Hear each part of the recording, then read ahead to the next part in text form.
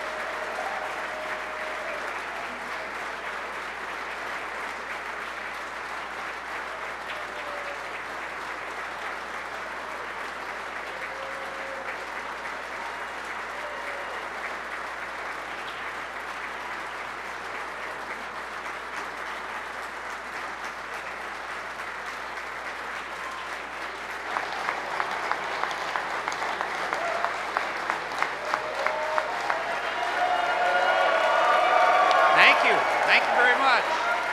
Thank you.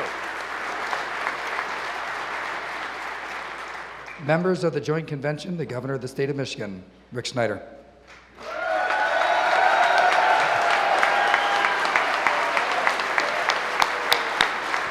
Well, thank you. Thank you very much. Please be seated. Thank you.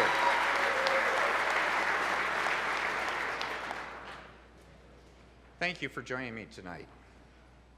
To Lieutenant Governor Brian Calley, Speaker Kevin Cotter, Senate Majority Leader Arlen Meekoff, Senate Minority Leader Jim Ananick, House Minority Leader Tim Greimel, members of the Supreme Court, members of the Court of Appeals, Secretary of State Ruth Johnson, Attorney General Bill Schuette, Congressman Fred Upton, Congresswoman Brenda Lawrence, my cabinet, ladies and gentlemen of the legislature, fellow public servants, citizens of Michigan, and my family, I welcome you here tonight. I'd like to begin by also adding a special welcome, and that's to our active duty military, reserve, and National Guard members, members of law enforcement, and our veterans. Let's give them a shout out too, please. Thank you.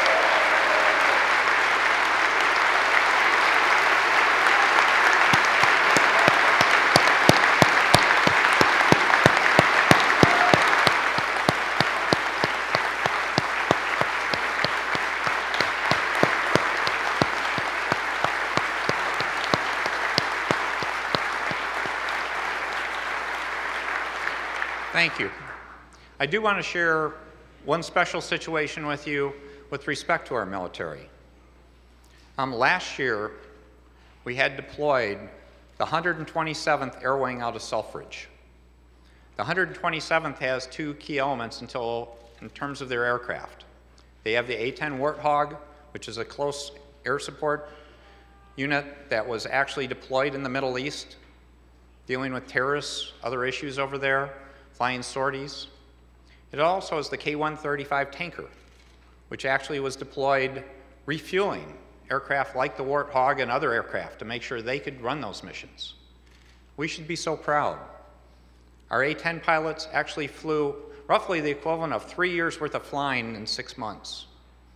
In terms of the KC-135 pilots and their teams, their crews, all of them together, they did incredible work. They actually have a very special mission critical role that they had a special inspection take place while they were deployed. And they did something that had never been achieved in the history of the Air Force, not just the Air Guard. They actually had an inspection where they showed 100% of the members of that unit received 100%. They were perfect. And so that shows the spirit of Michiganders. And to recognize them, I'm very proud to say we have Brigadier General Leonard Isabel, the commander of Michigan Air National Guard. We have Brigadier General John Slocum, the 127th Wing Commander with us from Selfridge. And we have Command Sergeant Major Daniel Lincoln, our State Command Sergeant Major. If you could all rise and if we could give them recognition for their incredible effort.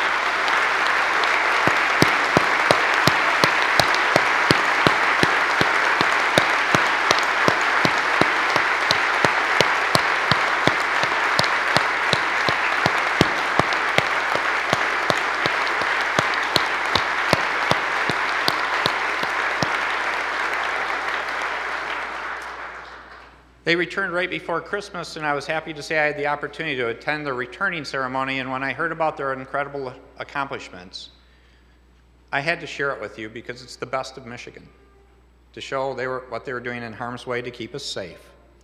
In addition, it's important we recognize we have over 400 Michigan National Guard members currently serving overseas as I speak today.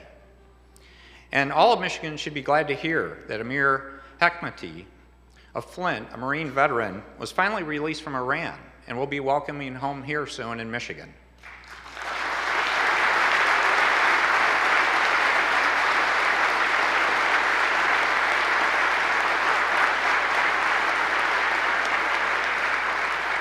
And before I begin, in terms of the speech itself, I'd like to ask for a moment of silence for all those who have fallen in protection of our communities and in defense of our country. Thank you. Tonight will be a different State of the State address. There's so much we could discuss about how we can make our great state even better, stronger over the next year. But tonight, I will address the crisis in Flint first and in depth. To begin, I'd like to address the people of Flint. Your families face a crisis you did not create and could not have prevented. I want to speak directly, honestly, and sincerely to let you know we are praying for you, we are working hard for you, and we are absolutely committed to taking the right steps to effectively solve this crisis. To you, the people of Flint, I say tonight, as I have before, I am sorry and I will fix it. No citizen of this great state should endure this kind of catastrophe. Government failed you, federal, state, and local leaders, by breaking the trust you placed in us. I'm sorry most of all that I let you down. You deserve better. You deserve accountability. You deserve to know that the buck stops here with me. Most of all, you deserve to know the truth, and I have a responsibility to tell the truth. The truth about what we've done and what we'll do to overcome this challenge. Tomorrow I will release my 2014 and 2015 emails regarding Flint to you, the citizens, so you will have answers to your questions about what we've done and what we're doing to make this right for the families of Flint.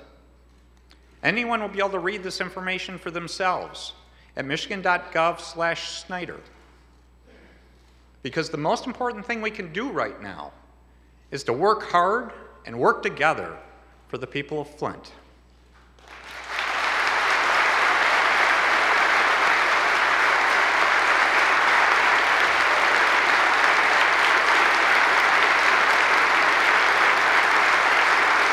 Thank you.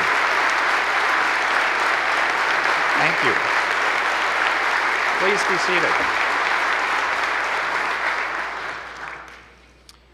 I know apologies won't make up for the mistakes that were made. Nothing will. But I take full responsibility to fix the problem so it will never happen again. Let me tell you what's been done so far and what we'll be doing in the coming days, weeks, months, and years to keep our commitment to you, to make Flint an even cleaner, safer, stronger city than it was before, because that's what you and your families deserve. We are working to do whatever we must until this crisis is resolved. The people of Flint have chosen a new mayor, and I'm personally committed to work hand in hand with Mayor Weaver so we can rebuild the trust that's been broken. I've already taken steps to bring new leadership to the Department of Environmental Quality. These are individuals who understand the severity of the problem and who will effectively communicate to the people of the state. For those whose mistakes contributed to this disaster, we are fully cooperating with investigations and will hold those individuals accountable. And let me be perfectly clear to all of state government. In situations like this, they must come to my desk immediately, no delays, no excuses, period.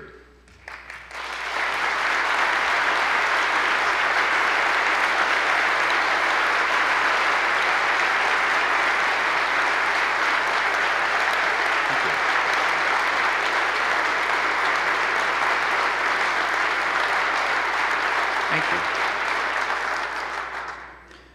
We will provide resources to help anyone and everyone that is affected, just as we've provided since we first learned of this crisis.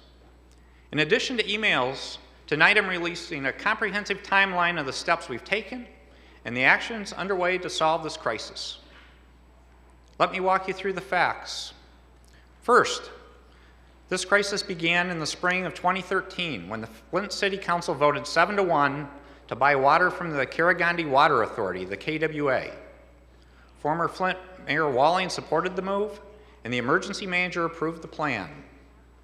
DWSD, the Department of Detroit Water and Sewer Department, provided notice of termination effective 1 year later, and on April 25, 2014, Flint began to use water from the Flint River as an interim source.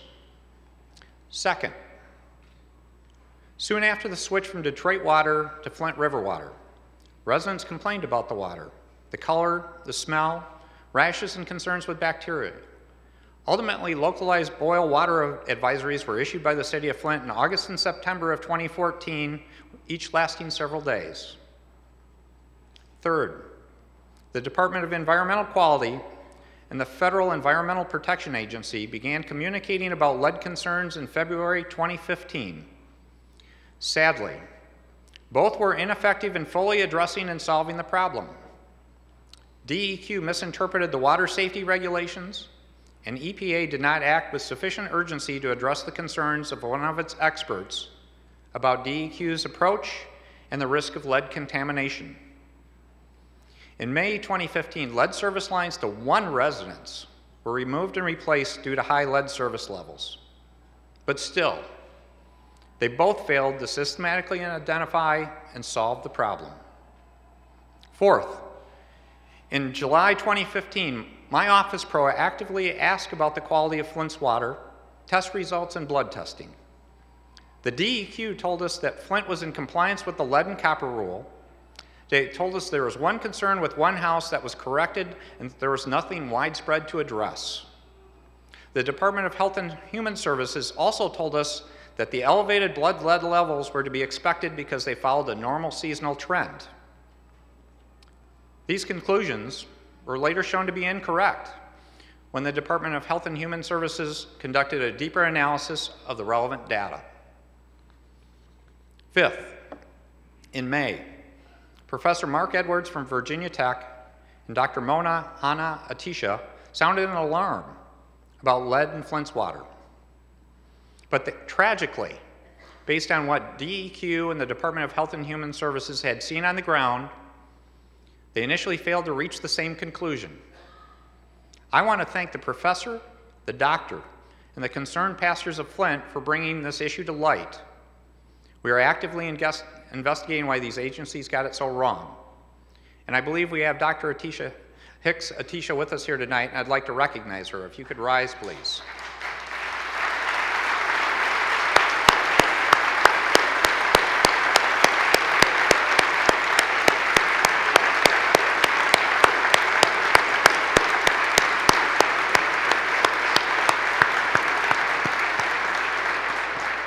Dr. Hannah Atisha, I apologize. I always call you Dr. Mona. Sixth, on September 28th, 2015, I was first briefed on the potential scope and magnitude of the crisis on a phone call with DEQ and DHHS, the Department of Health and Human Services. On October 1, 2015, DHHS epidemiologist validated Dr. Hannah Atisha's findings, confirming the lead problem in Flint's water supply. At this point, I immediately ordered them to develop and implement a 10-point plan that included the immediate distribution of water filters, immediate testing water in schools, expanded water and blood testing for anyone that might be exposed. About 12,000 filters were distributed, 700 water tests, and 2,000 blood tests were conducted within the first 3 months. Seventh, on October 8th, I announced that the Flint water system would be reconnected to the Detroit water system to minimize any further damage. And later that month, I announced the independent Flint Water Task Force to review actions that had occurred so far and to make recommendations to address the crisis. Eighth, the task force issued its initial actionable recommendations and identified critical problems in mid-December. Specifically, they pointed to a primary failure of leadership at the DEQ and a culture that led to this crisis. The task force was right, and I immediately took action, appointing new leadership at the department. Ninth, I declared an emergency in Flint on January 5th so we could access additional resources and mobilize additional support, including the Michigan State Police and the Michigan National Guard. These critical resources were needed to help families get clean water and end any risk or exposure for every resident of Flint. I also requested a presidential declaration of federal emergency, which was granted. And to the members of our congressional delegation who are here tonight, this is a challenge we must work together to solve, and I look forward to working with you to bring additional support from the federal government to the people of Flint. 10th, to date, more than 37,300 cases of water, more than 53,700 water filters, and more than 7,300 water testing kits have been distributed. More than 21,300 homes have been visited. This is not enough. I'm increasing the support from the Michigan National Guard starting tomorrow to ensure that every home we need to visit in Flint gets visited as soon as possible. And I'm appealing the President's decision not to grant a major disaster declaration. We'll continue to deliver water, filters. We will not stop working for the people of Flint until every single person has clean water every single day, no matter what.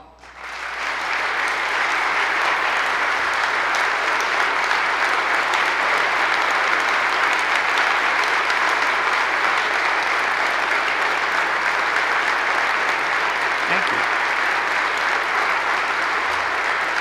Thank you.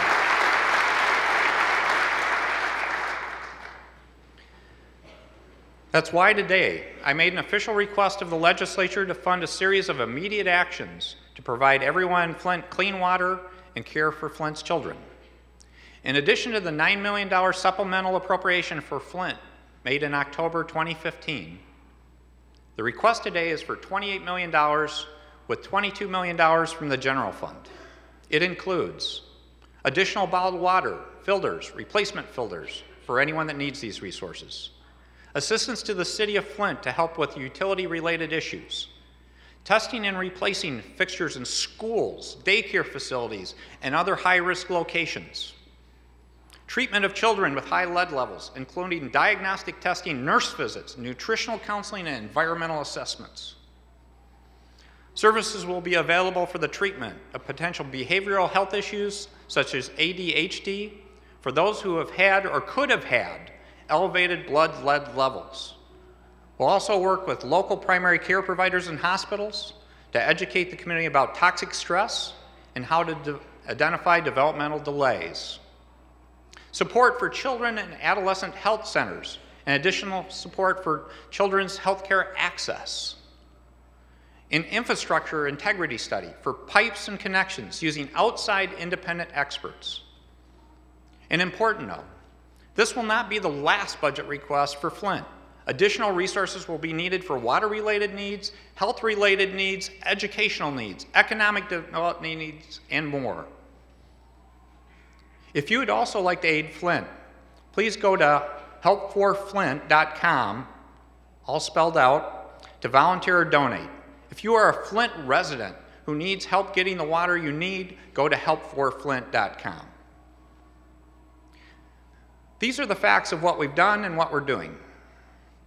But just as important as solving short-term needs and improving any long-term solutions, we need to make sure this never happens again in any Michigan city.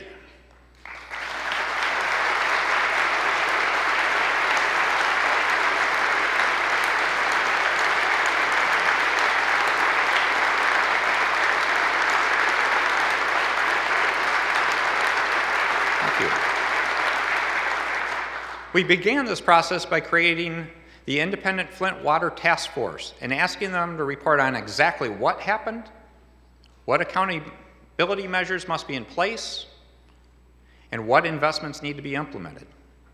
This month, I issued an executive order to ensure that state and local leaders have everything they need to clean up this mess, ensure that anyone with lingering healthcare concerns is quickly, compassionately, and effectively treated. I know there will be long-term consequences, but I want you to know that we'll be there with long-term solutions for as long as it takes to make this right. There can be no excuse. When Michiganders turn on the tap, they expect and deserve clean, safe water. It's that simple. It's that straightforward. So that's what we'll deliver. To the families in Flint, it is my responsibility, my commitment to deliver. I give you my commitment that Michigan will not let you down.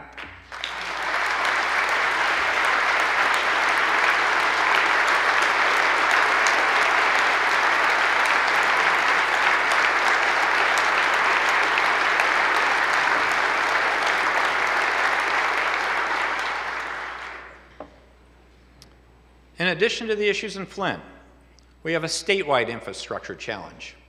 Flint is not alone. Michigan is not unique. We have a national problem with our infrastructure.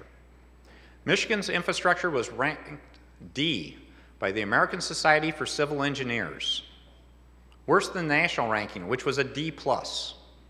We need to get this right in Michigan for the long term. We need to invest more and smarter in our infrastructure so we can avoid crises like this in the future. One great illustration of success was roads. Just this last year, we made the largest investment in transportation funding over the last half century. It's going to allow us to fill potholes, rebuild roads, and make bridges safer. And I want to thank the Speaker and the Senate Majority Leader and all your members for that leadership in making this happen. Thank you.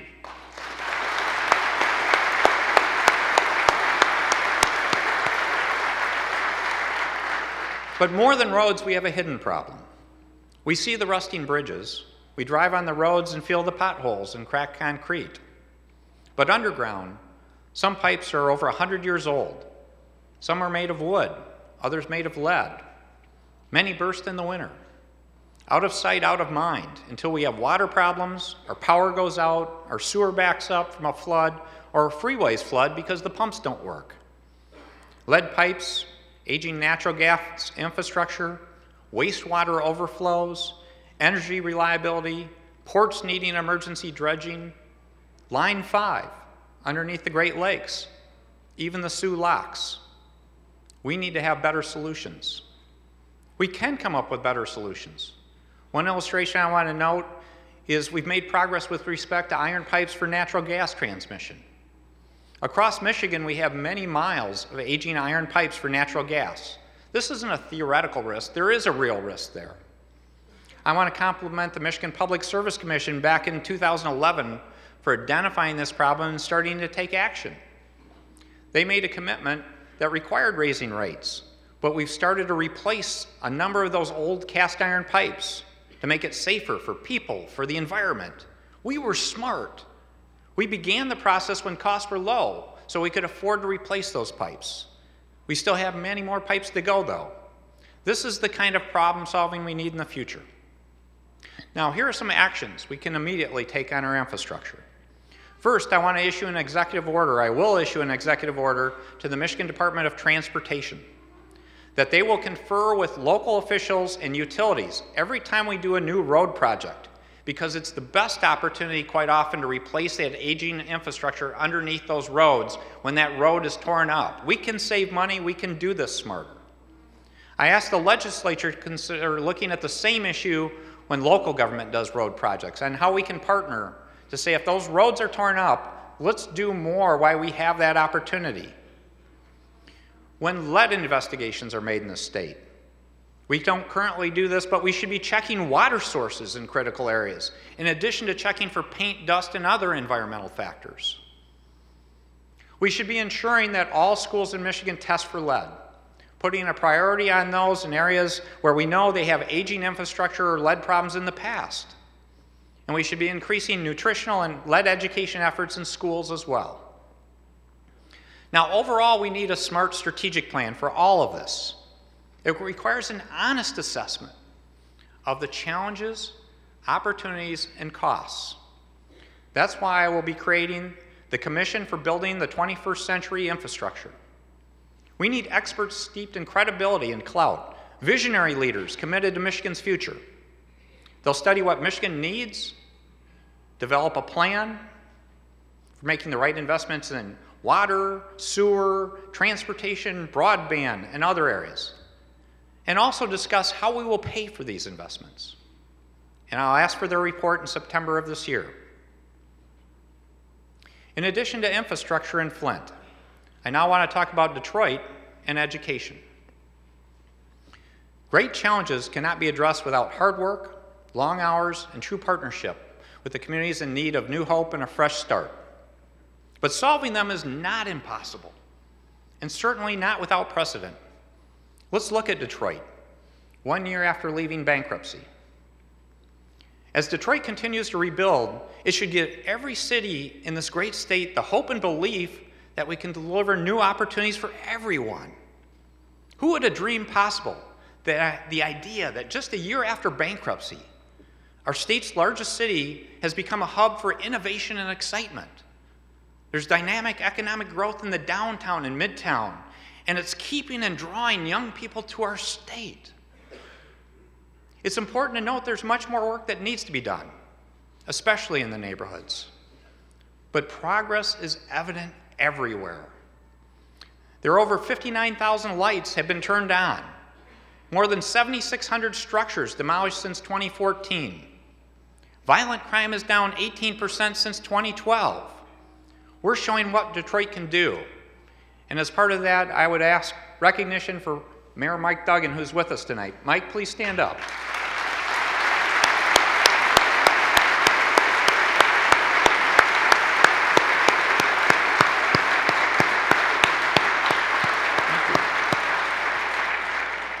Thank you for your partnership in helping rebuild a great city.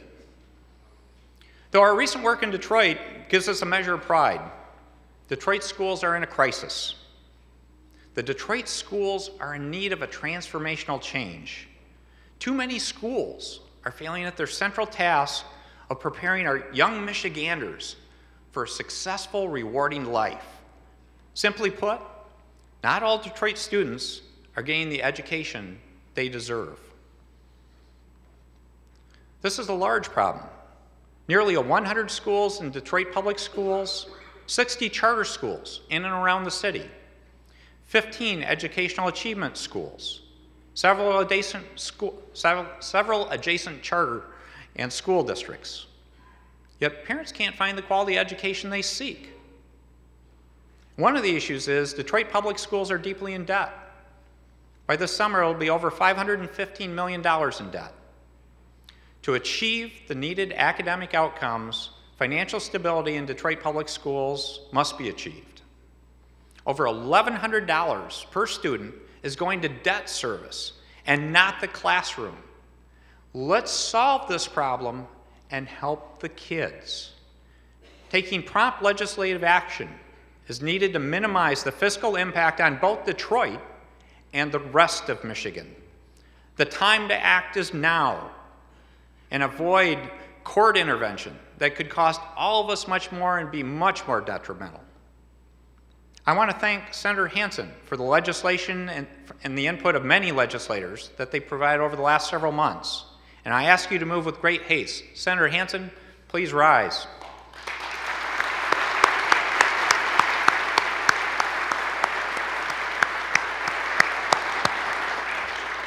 We should be proud we have a West Michigan legislature taking the lead on solving Detroit public school issues. The Detroit Education Coalition also recommended a Detroit Education Commission to help students achieve better results in all Detroit schools.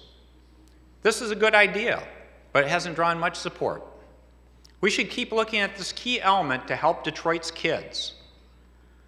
The School Reform Office, working with Detroit Public Schools and local leaders, will actively address these issues in lieu of the commission. All of us, from state and local officials, education to charitable and civic leaders, parents to concerned citizens, need to work together quickly. The challenges are well known, the alternatives are defined. Now's the time to get something done. Great schools are critically important, both to the city of Detroit and the entire state of Michigan. Let's address this decades-long crisis now.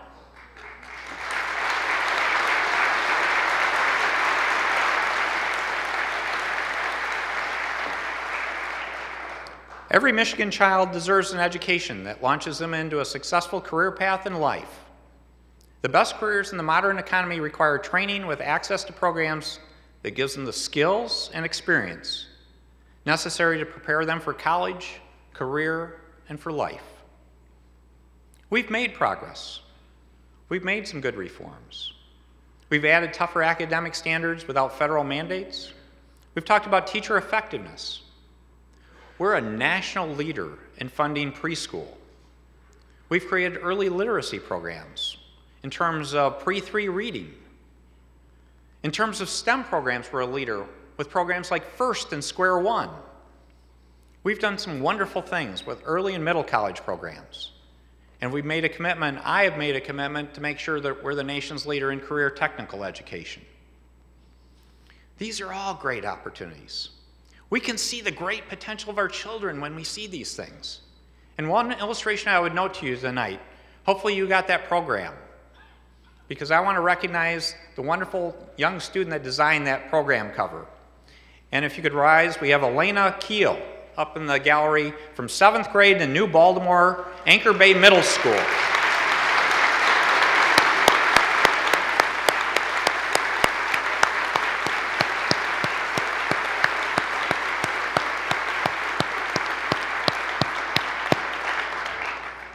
Elena, you're the future of our state, and I appreciate your parents bringing you here tonight. I like that thumbs up. But all of us, whether we're a policy leader, an educator, or a community leader, for a parent or a student, we all have to have some accountability for achieving these outcomes. And to be blunt, we have a 19th century education system in the 21st century. It's time to ask ourselves why. We have 2 comprehensive studies coming in 2016 to help with this issue, one on school funding and another on career and technical education. We've done some wonderful task force with actionable items. One that I'm particularly proud of is what we did with pre-3 reading that was completed. We have another one coming soon in special education in terms of the recommendations, and we have one on STEM coming. But more needs to be done. I want to recognize the partnership of our state superintendent and the state board. Brian Whiston has done a great job. He actually went through a very complicated process with multiple stakeholders and developed an excellent set of goals to make Michigan a top 10 state in 10 years. Brian, please stand up so we can recognize you.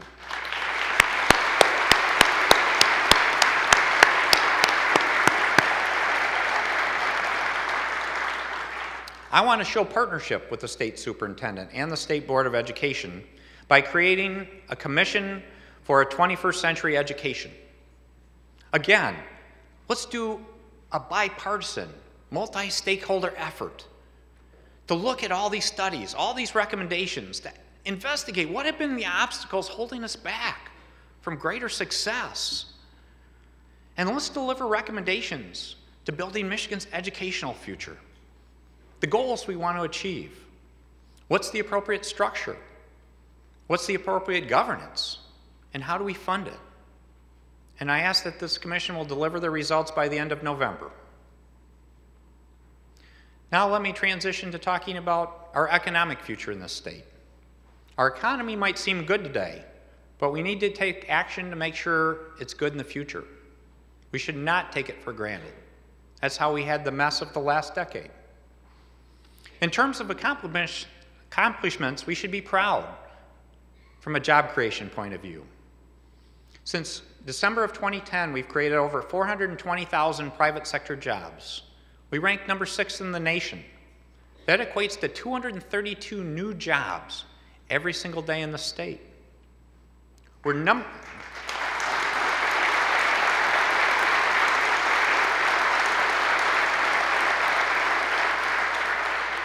We are number 1 in the nation in manufacturing job growth.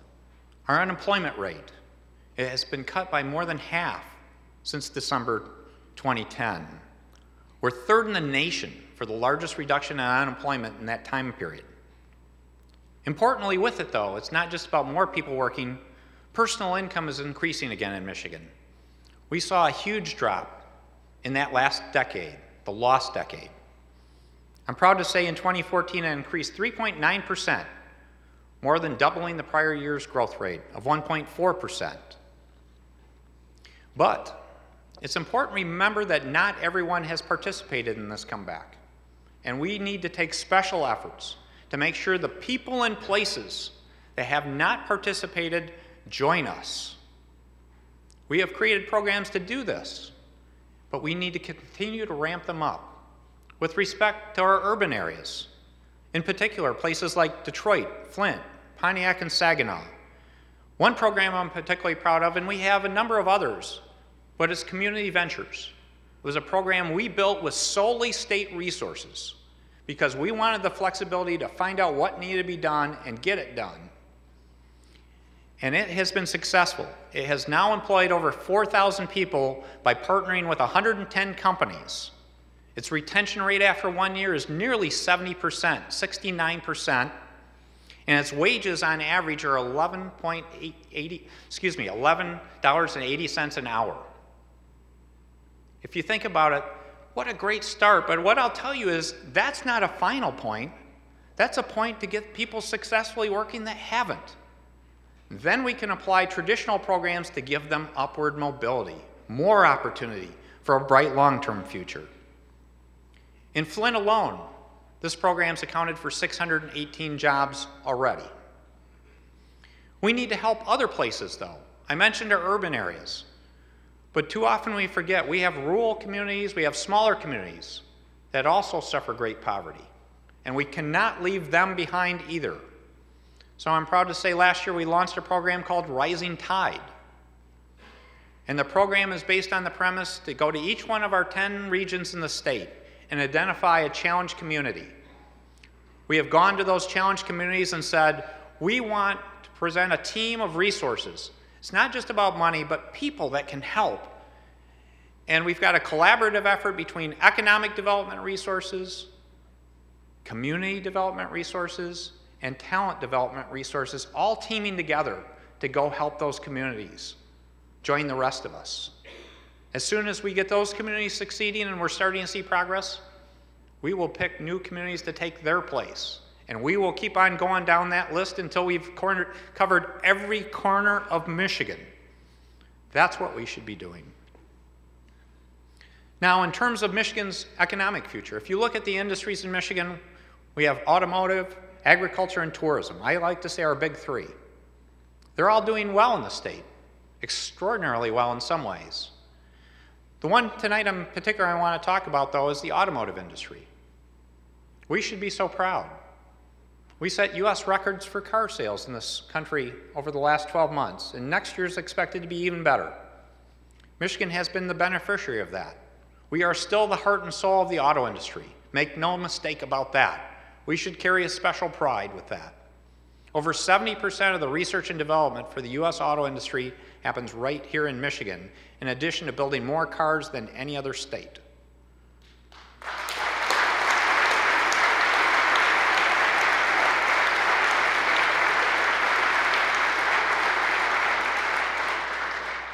But I want to share something with you. It has been a tremendous opportunity and a privilege for us to help support that industry and the wonderful, hardworking people on the lines building those cars, at the supplier base doing that hard work to make the world's best products. But we have a threat. I can tell you, if we did what we did in the past, we could lose the auto industry out of our state in terms of leadership. Why is that? Because the auto industry is transforming to something new. The world is changing. What is the automobile industry of today, in 10 or 20 years, will be called the mobility industry. It will be about how people travel, not just about the vehicle they travel in. And it's time now to understand we need to be looking towards the future, not just admiring the past. So this area in particular, we need to make investments, and we have started that process. We have made some good investments. The primary area being the area of intelligent vehicles, autonomous and connected vehicles, and smart infrastructure, and how it communicates with vehicles.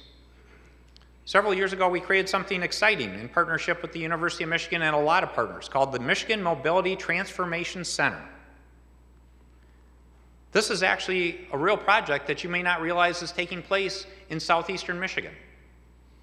They literally have a test bed of thousands of connected vehicles talking to infrastructure even today. And when I say connected vehicles, do not worry. Many of you may confuse that with autonomous vehicles. These still have drivers in them. So you can feel safe on the road. But this is part of our future, and we need to do more. Just this last year, we did a partnership and launched something called the M-City.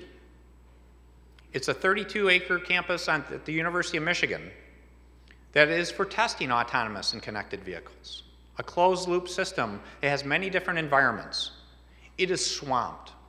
The auto industry has overwhelmed this place with demand because they're looking for a place to do this kind of work. So M-City is not good enough. So what I propose to you, and I've already been working in partnership with our congressional delegation, and I thank them for their efforts, is to look to create the American Center for Mobility at Willow Run. We have an opportunity to create over a 300-acre campus that would be the world's best place to test intelligent vehicles, whether autonomous and connected. And this place is critically important. The industry needs it, but we need to bring in the federal government and say, this is the place where the standards for safe operation should take place, is right here in Michigan at Willow Run. And it can be the base for international standards. That's how we can help keep leadership of the auto industry in Michigan, by making that future-looking investment and doing the right thing to make sure that really exciting car you saw at the Detroit Auto Show, in 10 years, just think, it will still have wheels, but it's a computer on wheels. We need a place like this to make sure we maintain our leadership for the long-term future.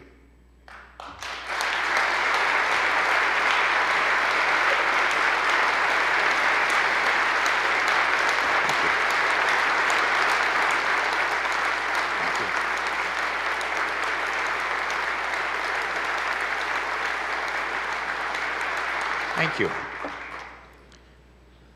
The last item I talked about automotive going to mobility was an opportunity that could become a threat. Now I want to talk about something that's been a great opportunity for many years, but we face a major threat. It's the Sioux Locks. The Sioux Locks is something we always talk about and we're proud of, but often we don't talk about how important it is. More than 4,000 commercial ships a year use the locks annually. The locks are absolutely crucial to supplying the iron ore that makes the steel for all those vehicles I just talked about, and many of our appliances. If you look at it, most of the tonnage goes through one specific lock, the pole lock, because it's a 1,000-foot lock. The other locks cannot accommodate the carriers that we see. So the pole lock is absolutely critical to our future. The issue is there's one of them. And an analysis was done. What would happen if that one lock went down? It would devastate Michigan's economy. To be blunt, it could devastate the national economy. Think about it. We'd run out of steel. And this is the kind of steel that doesn't come from other places. It is based on the ore that comes through the Sioux Locks. It's interesting if you look at the history. A second 1,000-foot lock was actually authorized, believe it or not, in 1986 by the federal government. Congress approved the second lock. They simply didn't allocate any money to build it. This is something we need to work with Congress on getting done. And the important part of this is, I'm proud to say, we have partners within the federal government that we've been working well on making sure we explain this issue to the public, to the leaders in Washington, and a commitment to get it done. And I'd like to recognize two great partners, again, up in our gallery with our other military people. We have Captain Steve Teschendorf of the United States Coast Guard and Lieutenant Colonel Michael Sellers, Jr. of the United States Army Corps of Engineers. If you could please rise.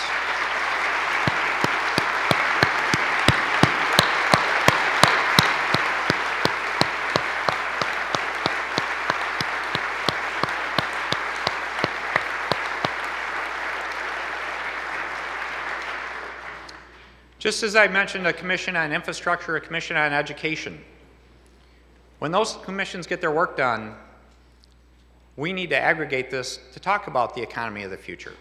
So I am also going to appoint a commission on building the 21st century economy. Our economy is more productive than it has ever been in years.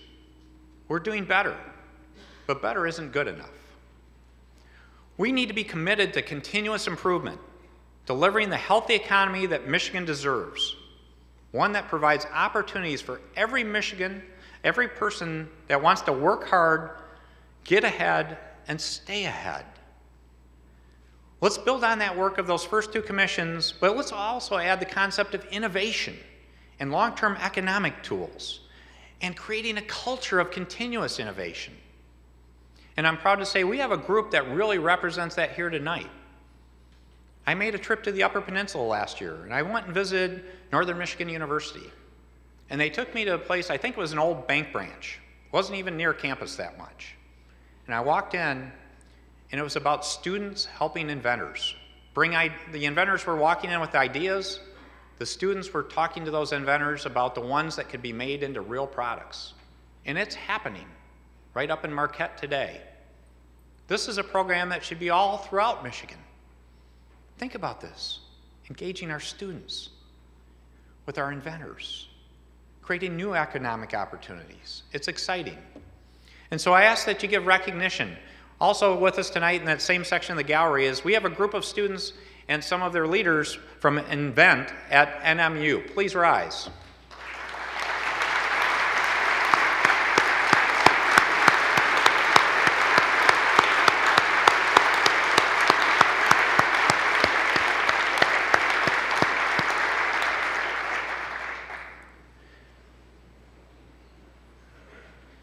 We need to create an environment that supports economic development and encourages business to grow. Opportunity needs to be part of our DNA in the state, and I'm going to ask them for the report by the end of December. Now, in summary tonight, the challenges we face in Flint, in Detroit, and beyond are serious but solvable. The question is, can we come together today in a spirit of cooperation to find the solutions that people deserve?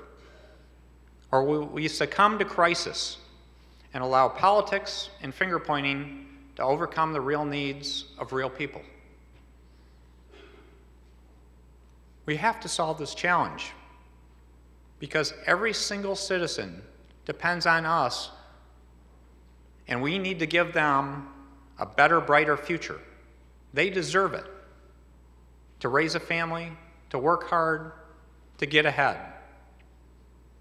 I'm personally committing the next 3 years of my administration to tirelessly work to ensure that the families of Flint can heal from this wound and that every Michigander enjoys the quality of life they deserve. To do this, I ask in return that your prayers include the people of Flint.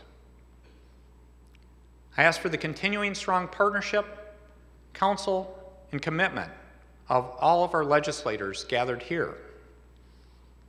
And I ask for the commitment of all of our citizens to work together as Michiganders with relentless positive action, and to hold me accountable for results. I sought the office of Governor of Michigan to reinvent our state because we were broken in many ways. We've repaired and reinvented many critical items over the past 5 years, including issues that many didn't think could be solved. But the crisis in Flint makes it clear to me that more needs to be done. It is truly a humbling experience to see the people you work for and care for harmed by the people that work for you. But Michiganders don't quit. We don't give up. Instead, we'll work with even more passion and commitment to truly improve our state. For everyone who's chosen to make Michigan their home, this is more than a promise. This is my commitment. Thank you, and God bless Michigan and our nation.